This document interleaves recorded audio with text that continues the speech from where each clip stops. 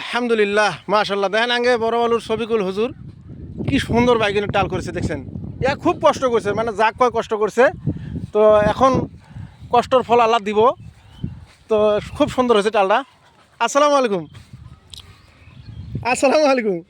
ওয়ালাইকুম আসসালাম।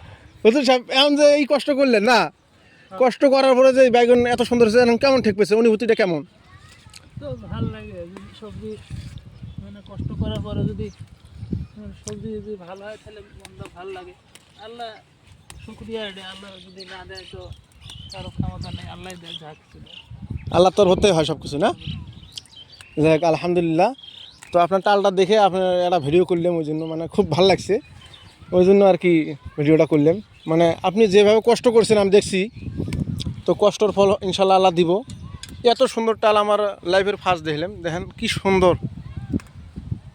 তো হুজুরের জন্য সবাই দোয়া করবেন, খুব কষ্ট করে বুঝছেন, আর আল্লাহ তাআলা চেষ্টাও দিছে।